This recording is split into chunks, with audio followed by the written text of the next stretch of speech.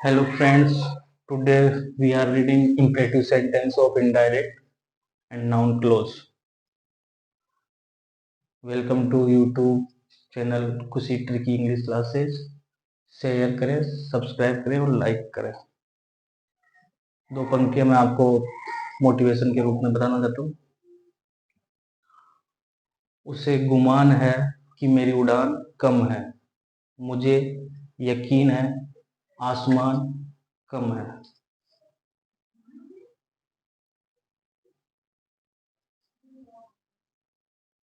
Imperative sentence जो है हमने पहले भी पढ़े होंगे पैसिव वॉइस वगैरह में।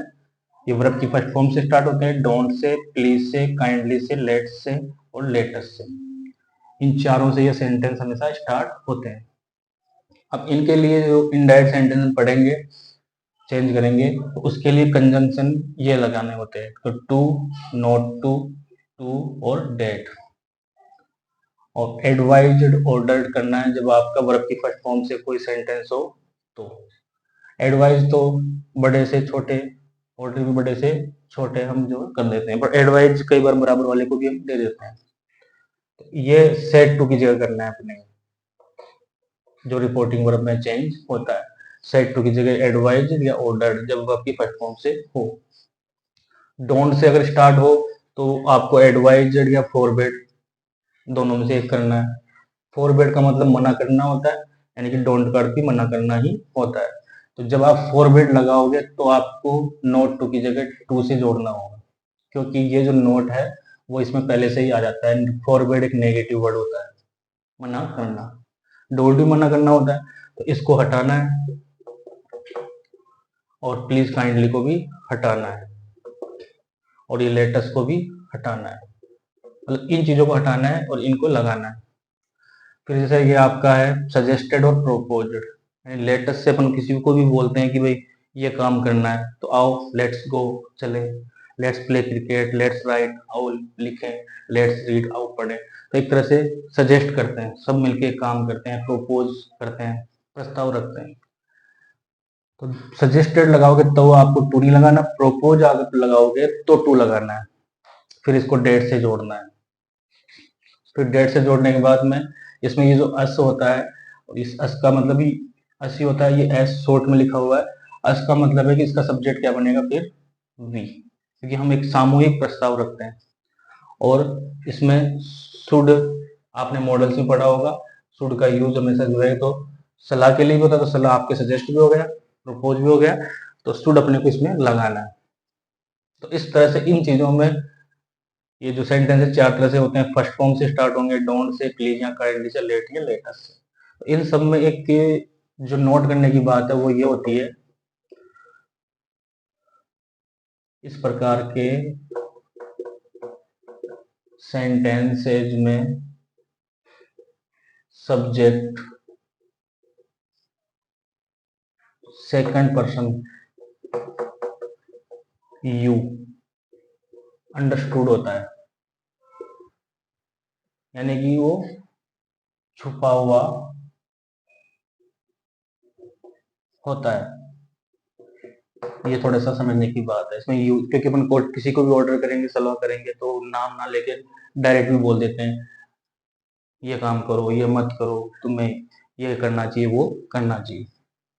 दूसरा इसका लॉजिक ये रहता है, अगर आप शॉर्ट में समझो तो इसको पैसिव वॉइस में भी जैसे अपन ने एक ट्रिक लगाई थी, हटाओ, लगाओ, उतार दो।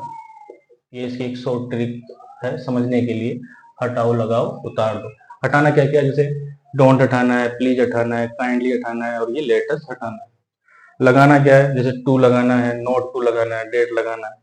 उतारना क्या है, शेष वाक्य, यानी कि रेस्ट सेंटेंस जो बचा हुआ है, कोई चेंज नहीं करना टेंस वगैरह का, बस रेस्ट सेंटेंस उतार देना है। जैसे इसमें थोड़ा सा याद रखना है कि भाई क्या क्या लगाना है, डेट और वी और शुड, बाकी सेम उतार देना है। रहा इनका ऑर्डर्ड का, एडवाइज का, फॉरवर्ड का, सजेस्टेड का, ये अकॉर्डिंग सेंस, अकॉर्डिंग सेंस आपको यूज करना है। इनमें अगर आप ऑर्डर की जगह एडवाइस कर दो, एडवाइस की फॉरवर्ड कर दो, रिक्वेस्ट कर दो, सजेस्ट, तो गलत नहीं होगा, क्योंकि सेंस क्रिएट करना है। कई बार एक वर्ड से क्या 3-3 सेंस निकाल देते हैं। जैसे मान लो आप किसी को मना कर रहे हो, दीवार पे मत लिखो, तो मना भी हो रहा है, एक तरह से सलाह भी है, और ऑर्डर भी हो गया, तीनों सेंस निकल रहे हैं, और प्रपोज भी हो गया एक तरह से। तो ऐसा कुछ भी नहीं है। फिर भी अगर ये दिक्कत करता है, मान लो कंफ्यूजन होता है, तो आप इसमें आस्क्ड भी लगा सकते हो। अब कहोगे सर आस्क्ड तो इंट्रोगेशन में होता है, यानी कि पूछने का काम करता है, लेकिन आस्क्ड का मतलब भी कई जगह कहा भी होता है। अब कहने में सलाह भी होती है, ऑर्डर भी होता है, एडवाइस भी, फॉरवर्ड भी और रिक्वेस्ट भी। ये कहेंगे तभी तो शो होगा आगे कि भाई ये आपने ऑर्डर किया है, कि रिक्वेस्ट किया है, कि किसी को सलाह दी है। तो इस तरह से आस्क्ड भी इसमें सही होता है। पर सबसे पहले आपको प्रायोरिटी पे, मतलब सबसे फर्स्ट में ये रखना है कि एडवाइस करो, ऑर्डर करो, रिक्वेस्ट करो, सजेस्ट करो, प्रोपोज। अगर आप सेल्स क्रिएट कर पा रहे हो तो ना करो, तो फिर सेड की जगह आपको आस्क्ड लगाना है। फॉर एग्जाम्पल, जैसे एक ये देखते हैं, Ram said to me, open the door. एक सिंपल सा सेंटेंस लिया है, ओपन द डोर वर्ब की फर्स्ट फॉर्म से स्टार्ट हो रहा है। इसको आपको अब चेंज करना है। तो राम ऐसे कैसे, अब सेट टू को हटाना है, इनमें से जो लगाना है।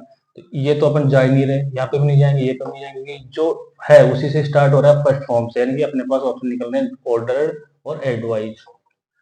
ऑर्डर का तो यह है कि स्पेशल ध्यान रखना है कि कोई अफसर होगा, अधिकारी होगा, तो वो अपने सोल्जर्स को, टीचर जैसे स्टूडेंट्स को, कैप्टन सोल्जर्स को जो है ऑर्डर करता है। एडवाइस में ज्यादातर टीचर भी हो सकते हैं, डॉक्टर भी हो सकते हैं, मोटिवेशन टीचर बड़े हो सकते हैं। अब राम ने मुझे कहा, तो ये कोई बराबर वाले भी हो सकते हैं, बराबर वाले आपस में सलाह भी कर देते हैं कई बार। तो